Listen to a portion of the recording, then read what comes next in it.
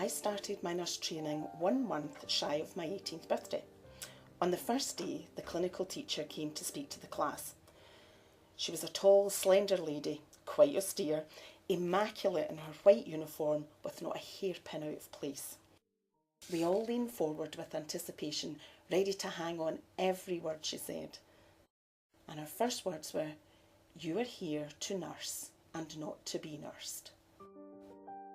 I was stunned by the comment then, as I still am now, because although I knew I was there to do a job, looking after patients, I had this idea that in entering the caring profession, the care would be in its biggest sense of the word and would be extended to those who were delivering the service too. Over the years, I have found that not always to be the case. That's why when I first came across the document, I was really excited, and for 2 reasons. One, it defined health according to the World Health Organization, and 2, it included the staff. On the spiritual care workshop, it was great to have time to talk about the care of staff, and we had someone who gave her story. Just like our patients and clients, we all have a backstory, and how that story unfolds governs how we function on a daily basis. We, the staff, are a precious resource, and I believe that it is only when we feel cared for and valued that we can fully care for our patients and clients. There's a Buddhist prayer, "May all beings be peaceful. May all beings be happy. May all beings be safe. May all beings awaken to the light of their true nature. May all beings be free." I find that beautiful. I believe it to be achievable if the National Health Service cares for both the service users and the providers in their totality.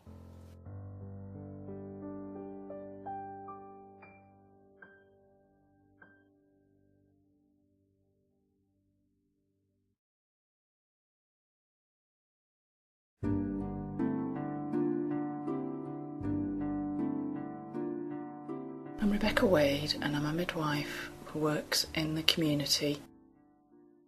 I found the spirituality workshop very helpful because it was really nice talking about the spirituality as a mainstream thing and not something in hushed tones. It was talked about in a way that made it part of what people are and what makes people a whole person. In midwifery, there are very high aspects and there are very low aspects, and people express spiritual needs when they're in either of those places, and sometimes it's difficult to know how to meet somebody on that same level. I work with very vulnerable families who've maybe had very difficult upbringings themselves, or very, very traumatic episodes in their childhood or their adult life. And the meaning of the baby for them is often much more poignant or somehow thrown into a much brighter light, in that for them this baby may be a brand new start. It's going to turn everything round, or it's going to be somebody who will completely love them, somebody who will be there for them all the time, and that what happened to them is not going to happen to this baby. But often these families don't have the vocabulary to be able to express that, or they have unrealistic expectations of actually how things are going to pan out, but their spiritual needs are just as valid and often much more difficult to address because you're starting from such a different point. What the workshop did was gave me the confidence to actually make addressing and helping people with their spirituality part of my practice, and to listen much more carefully to what people are saying, what people are really saying, and not just skating over and tending to focus on the physical aspects. Because often the physical aspects just go along quite nicely, but where most of the problems arise are in people's emotional response to something or their relationships. And while we can't always fix everything for everybody, we can maybe help people unload things from their past or celebrate where they are just now. We don't always have the answer, but again, sometimes there isn't a straightforward answer, and what we can only try and do is walk alongside somebody as they go along and find their path.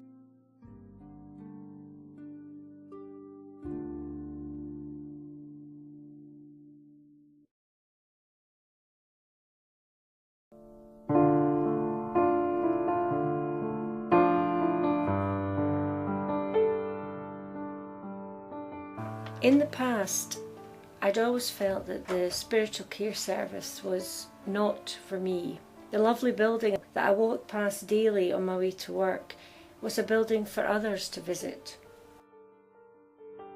Where I got this concept from, I have no idea. The service in my mind was for patients, their relatives, for carers, for Christians. I only knew the chaplain through his role of supporting bereaved parents, which sadly could be part of my work as a midwife. And it wasn't until a major life event happened to myself that a friend of mine suggested I rang the spiritual care service. I still didn't feel that I should bother the service. I couldn't have been more wrong. Suffering an unimaginable loss was in the end my reason for accessing the service, and I will be forever grateful to my friend for suggesting I phoned. The calming, no rush policy that the service offered is absolutely imperative to have for all staff. I absolutely believe that it helped me get back to work quicker. And I think as well that when you're off sick, NHS staff don't like to be off, and that was a source of concern to me as well. And so to find a supportive service where nothing is asked of you, you're not expected to finish after so many weeks, just the whole support network just helped me greatly.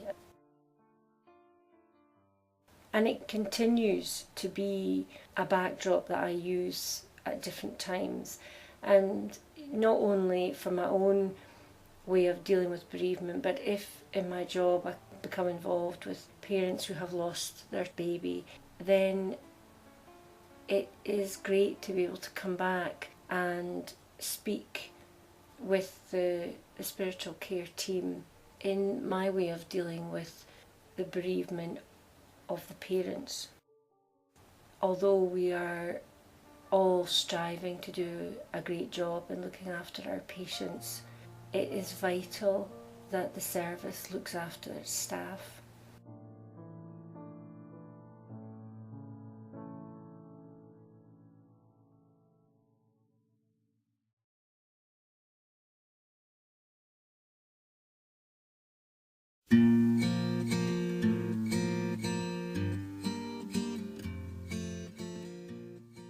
On the 9th of May 2009, after a year of trying, we found that we were going to be parents. I'd taken 3 pregnancy tests, but we still couldn't quite believe it. We went for our first scan at 12 weeks. When we asked if the baby was okay, the nurse paused and replied, "Well, there's 2, you know." Obviously we didn't and were stunned. We felt so blessed that we were having twins and phoned all our family and friends. As the weeks went by, my belly grew bigger and bigger. At 19 weeks, we had another scan and found out we were having boys. We were so excited. On the 23rd of November, around 5 a.m, Lizzie woke me saying she thought her waters had broke. We were really excited at the thought of meeting our boys, yet quite concerned.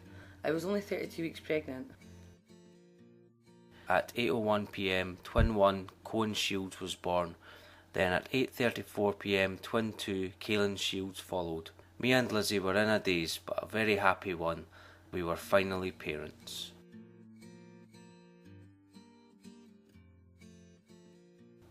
Since the boys were 8 weeks early, they were immediately taken to the intensive care unit to be checked over. When the doctor came, he told us they were both stable, but twin 2, Kaylin, had suffered a seizure. We were worried because it wasn't all sinking in, and we just wanted to see our wee boys. Walking into the ICU ward with all the bleeping noises and people was scary. Lizzie and I were introduced to our boys for the first time, and even though we couldn't see much of them for all the breathing equipment, it was wonderful to meet them at last. In the morning, we went back to ICU and met with the doctor again. Unfortunately, he gave us some bad news. Kaylin had suffered more bleeding to his brain which meant he would be disabled, but to what level they weren't sure. He told us Cohen was improving and heading in the right direction. This was a bittersweet moment for us, and we were so happy for Cohen, yet so sad for Kaelin. We just wanted to take our boys home. The next day the doctors explained that Kaelin suffered more bleeding on his brain during the night, and it was unlikely he would survive. Me and Lizzie were devastated, as were the doctors. Their showing of emotion meant a lot to us, as we knew just how much they cared for our boys too.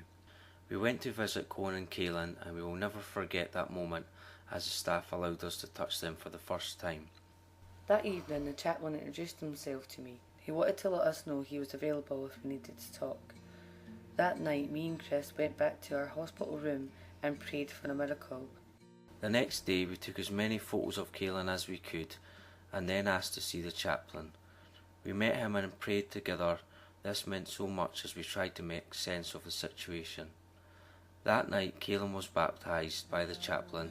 He then passed away in his mummy and daddy's arms.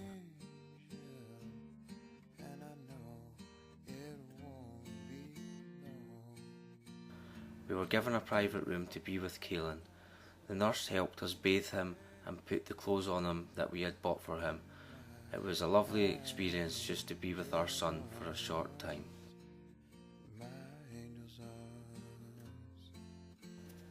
We asked the chaplain if he would lead Kaelin's funeral. Staff from the hospital also attended. Me and Chris would like to thank the chaplain, doctors, midwives and all the other staff from Forth Park Hospital. We will always remember their love and support. Cohen was looked after for a further 3 weeks. We took him home on the 18th of December, just in time for Santa to give him his first Christmas present. He is now 6 months old and a wee smasher, and just like his brother Kaelin, he will be baptised by the hospital chaplain.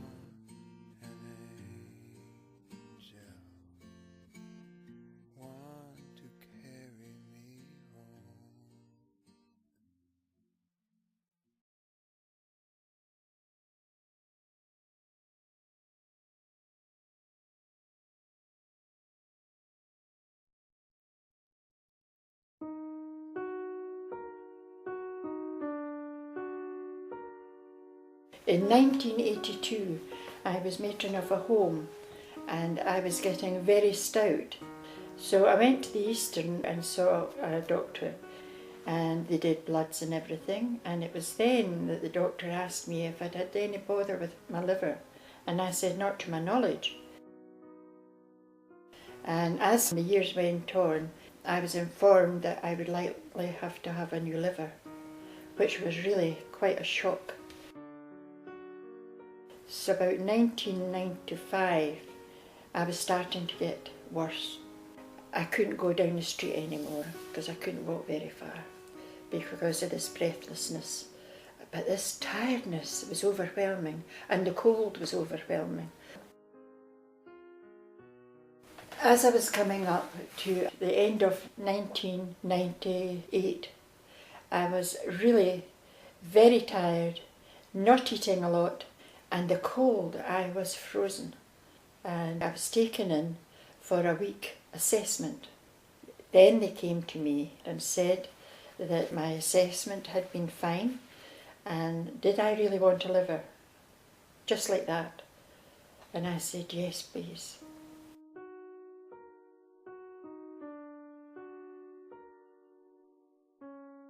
I got the call in 1999, February the 5th, and here was my coordinator saying, Catherine, I have a lovely fat-free liver for you. And I started to laugh, and I phoned the boys and 2 friends that helped me. But by this time we were told to make out our wills, which is natural. It's a big, big op, and I didn't mind that at all, just hoping that it wouldn't be needed, of course. So we went away and we arrived at the hospital. The sister took me to my room, and here was Anne, the deaconess. I had seen her before, and when Cameron came in, it was great because the 4 of us sat round, held hands and said a prayer. Anne said a prayer for me, which was beautiful. And one of the ministers came with me down to theatre. I said a wee prayer to myself. I can't remember anything about intensive care. First I remember was high dependency and sister speaking to me. And I was in high dependency, I think, for 2 days. And then I was taken into the ward and met the rest of the ladies. Them all had had their livers done before me, which was wonderful. But it then started to dawn on me that this girl who had donated her liver for me to live, my goodness, this young person had had an accident. And here I was living, because I was dying before it. I thought for a lot. Anne used to come and sit, and we used to speak about it. Well, I feel I was blessed. It's wonderful. And you talk about it to the other patients and that, but nobody can take the feeling away from yourself. And it's a wonderful feeling to say that you are going to live. As time went on, I was getting better and I was enjoying myself in the hospital because the 2 sisters and the girls, the nurses and auxiliaries and the cleaners were absolutely wonderful. And you know, everybody's got a job when you're ill like this. Everyone is precious. I'm in my 12th year now and I've really never looked back. I like to go in and see the chaplains. I love to go up at Christmas to see them all. And I just thank everybody so much for my gift.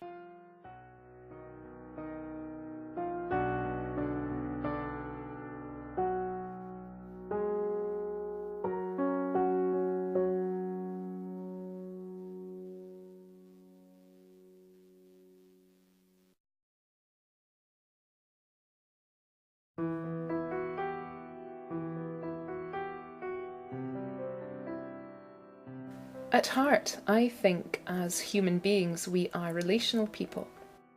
People with a need to be loved, wanted, alongside.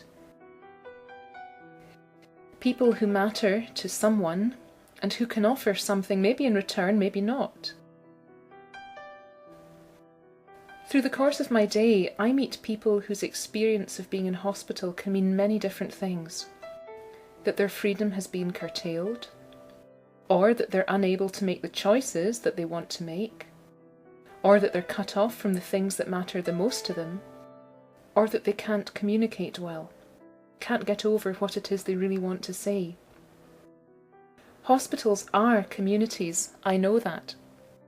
But to me they can also be places of intense loneliness and isolation. Does it make a difference taking a dog into a hospital? I think so.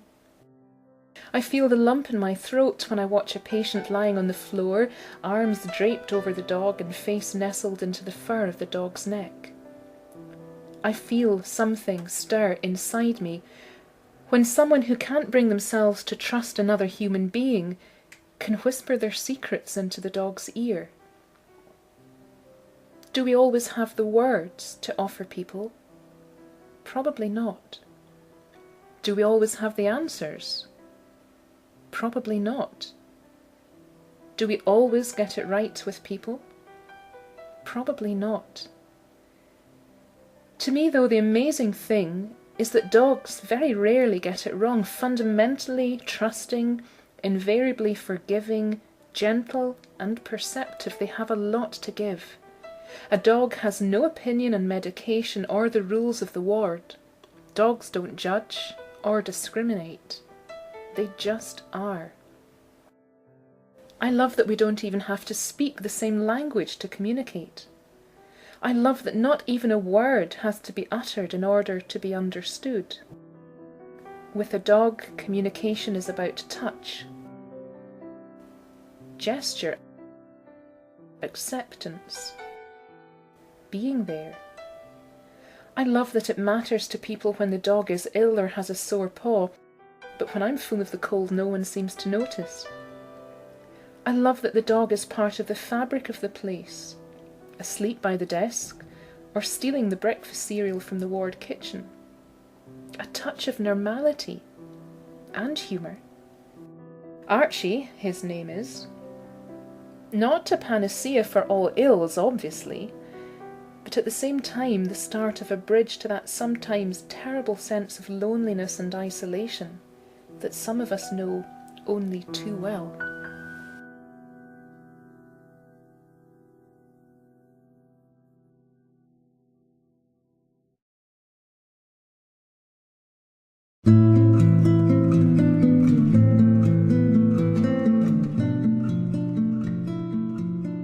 I'd had a long-standing problem for nearly 15 years with episodic binge drinking, and it was affecting my life very badly.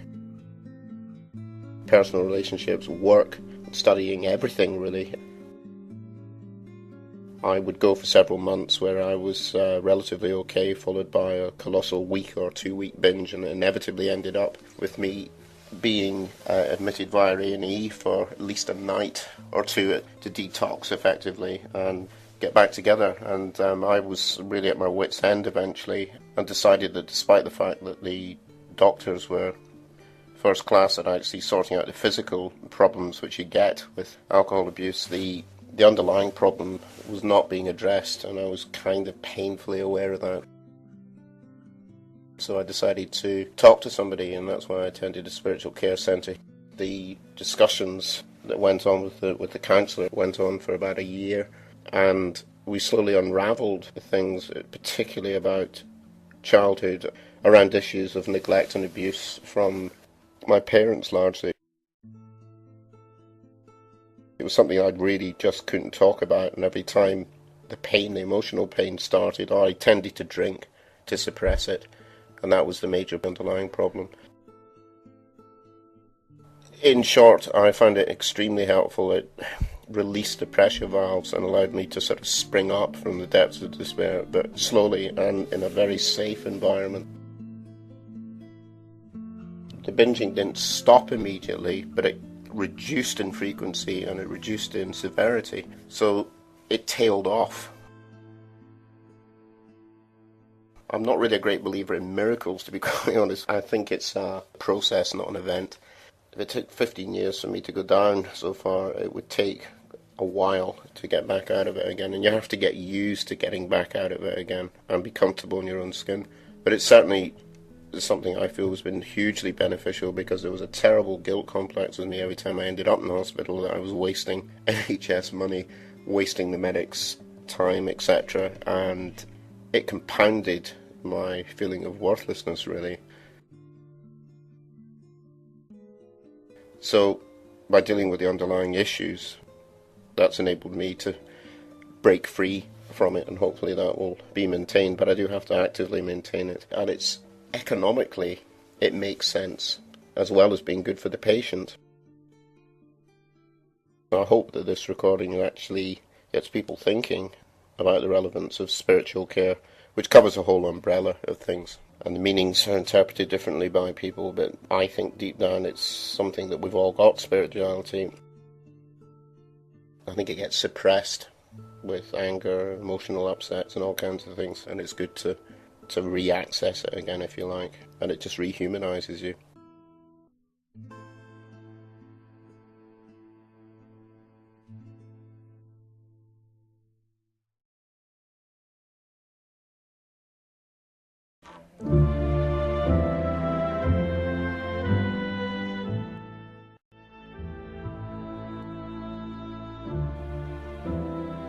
Any traumatic experience requires help and healing. I lived a very active life, full-time teaching, running the home, bringing up the family, playing sport, taking part in amateur stage music and drama. Very suddenly, through a combined set of circumstances, viral illness and overwork, I ground to a halt one morning and sat at the foot of the stairs, unable to move. Life was never to be the same. I had to retire early from teaching. I required a wheelchair to get around and I lost my desire to connect with people. I was all washed up, physically, mentally, and emotionally. During many years of illness, I learned several things about myself and about other people. This was such a change for me. I couldn't get my head round it. I had been so active. Now I felt as if I had been hauled off a fast-moving roundabout by the scruff of the neck, kicking and screaming for the hand that lifted me to put me back.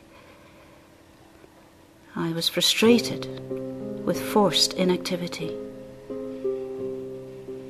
I was confused as to why this should happen to me.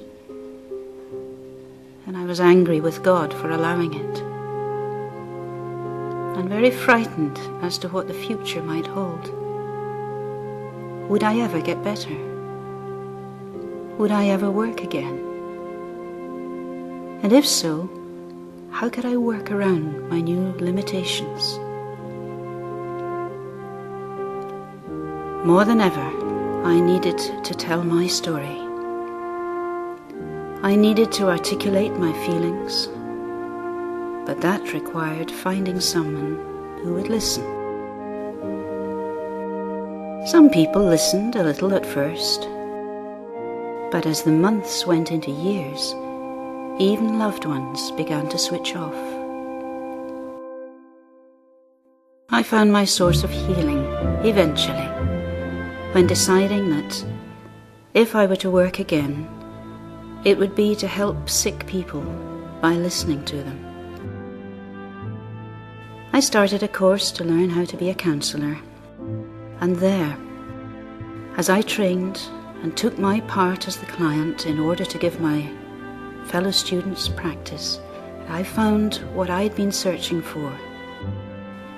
Here I was being listened to attentively. Here I could tell the whole story over again. Here I found genuineness and the kind of help that brought my healing. It wasn't easy moving through each pain barrier. But in the end I found I was doubly blessed. I had experienced my own mental and emotional healing, while at the same time learning how to facilitate this for others. In time, I embarked on a new career in healthcare, which involves listening to people's stories, empathizing with their feelings, and facilitating a healing process, an inner healing that begins with listening.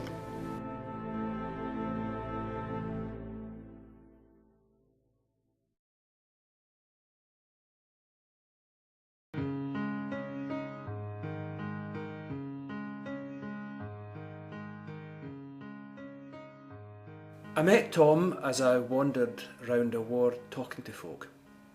Tom was confined to bed, and he felt useless and finished. In our conversation, though, I discovered that he used to drive an articulated lorry, and I could see a flicker of life and pride as he mentioned that. I told Tom that I knew nothing about driving Arctics other than that they're massive and they travel long distances. So I asked him about where he had driven, and I asked him, how on earth do you manage to reverse one of these things? And that was when he really came alive. For the next 20 minutes he took me through reverses into tight corners that I have done, and he especially delighted in telling me of a time when others had said, there's no beep-beep way that you'll reverse your beep-beep lorry into that beep-beep space. Is that right? He'd replied. I'll beep-beep show you. He became energised and alive. He reconnected for a time with his power and ability, and my role was to make the right noises. Wow. Gee. Whew. How on earth was that spiritual care? Well, it was helping a man in his time of despondency and impotence to remember and celebrate a time of power and competence in his life. And it helped him to be aware that his present circumstances as a weak, vulnerable man lying in a hospital bed were only part of a much greater whole, part of the life of a unique individual who lived, achieved, and was valued. I was able to help him remember and celebrate the things he had done when he had been able, and to draw some comfort from them as he remembered them and savoured them now.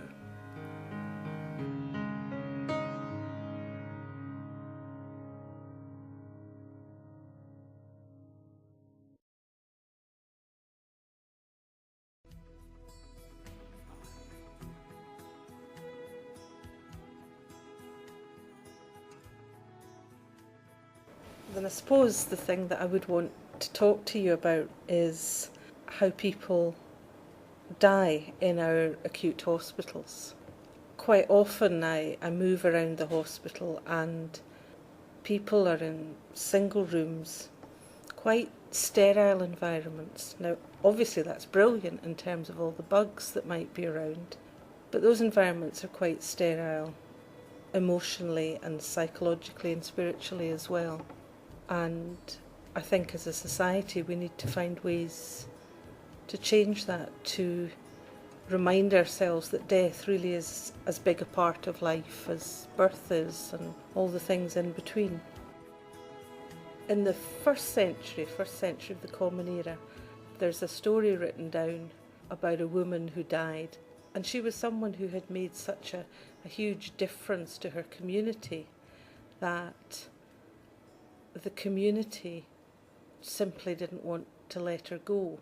What I think is really important is that it's an example of a community who knew somebody, knew their story, loved them, and really had a transforming power. They gathered in the room, they were telling stories, they brought some of the sewing, because that was one of the things that she did within the community.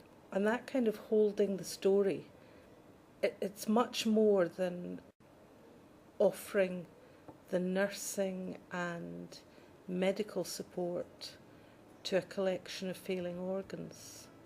It's something about trying to find ways to connect with who the person was and is.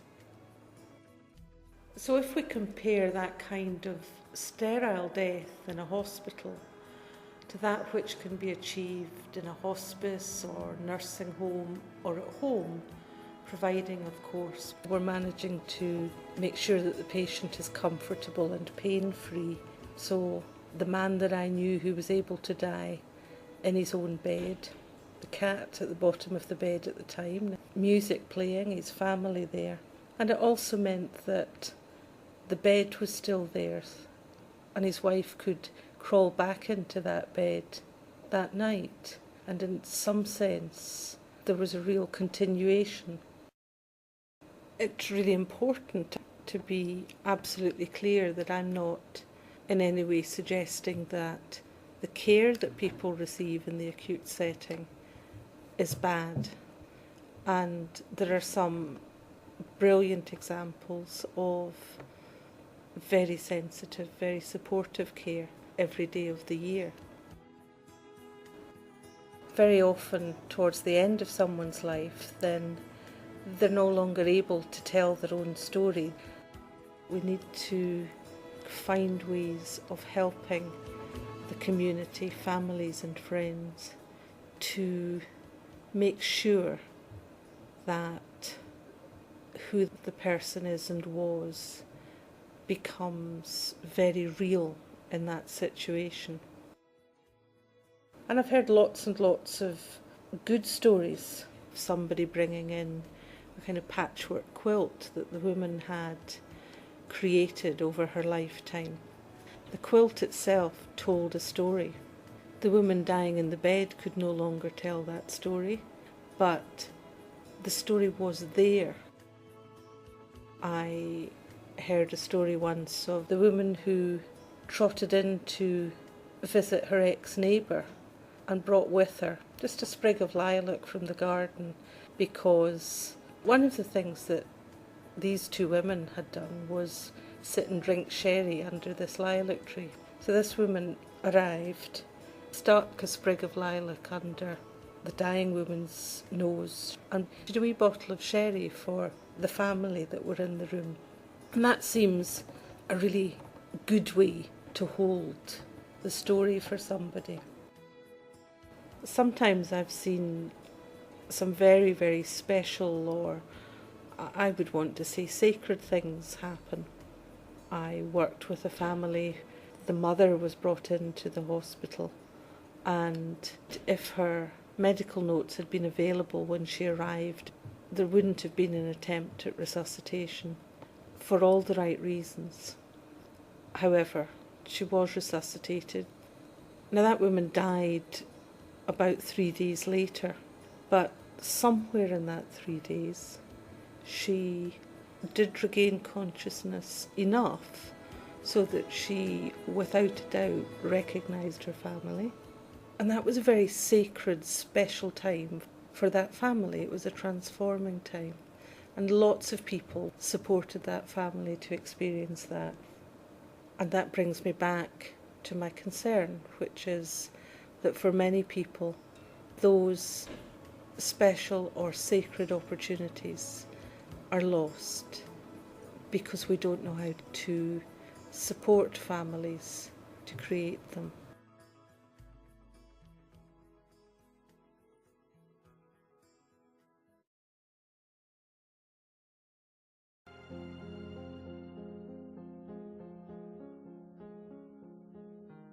When we were told there was no hope for Billy, we turned into basically what we know spiritually, or what we know of as children, I guess, seeing other people, relatives and friends when they pass away. But normally we're not that religious, but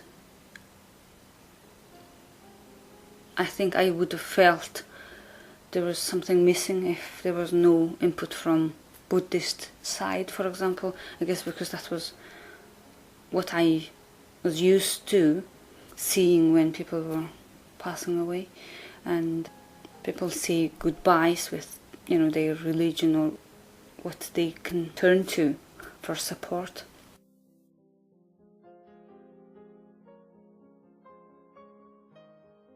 When Billy was dying, the nun came in and she gave her prayers. I felt having that input made it complete. I was happy that we did everything we could with him while he was alive, still with us. And when his spirit just left his body, the Buddhist nun was still there, saying proper goodbyes, spiritually for us. For me, and I guess representing my relatives and my parents who couldn't be beside us. And I know that they would be praying the same way. And it was the same with my husband when he wanted Billy to be baptized before he passed away. So it was a nice thought that Billy was only 3 months old, but he brought together these two most powerful minds in the world. It was nice to see the minister and the Buddhist nun being very nice to each other and getting on so well.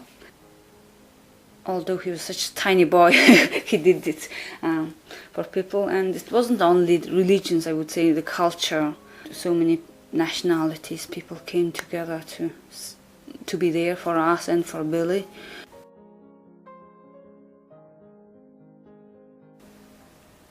In Mongolian tradition, you light candles to light the person's way to heaven after they passed away, and you're not supposed to cry so much in order to protect them from a heavy shower.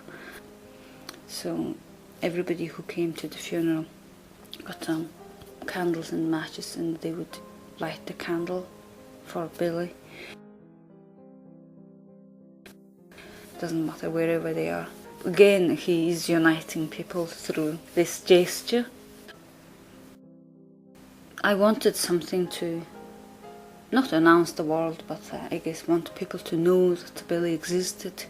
So I went with my best friend to get some cloth, and then she made the bunting and the flag, and we put that around the house, and people would be asking why they have this, and so that people would be talking about Billy, so they remember who he was and what he was like. And we had the bunting and flags for 49 days. That's traditionally for 7 weeks you mourn, and it doesn't mean that after 49 days you stop mourning, but it's just a representation of we are still remembering and missing Billy. And also on the 49th day, I gave some money to the ice cream kiosk and the beach so that some children can have ice cream without having to pay, and the woman at the kiosk was really nice. She wanted to know about Billy, so people would ask what's the reason, and she was telling people about who Billy was. He was 3 months old baby, and the parents wanted to remember him. My husband built the website for Billy. Initially it was to get connected with my family, relatives in Mongolia, who they couldn't be here physically for the funeral and for us here. But actually now, and I'm so happy that we have that, and I can always log on to the website and read the messages again and see the pictures. It's such a nice tribute for Billy's life.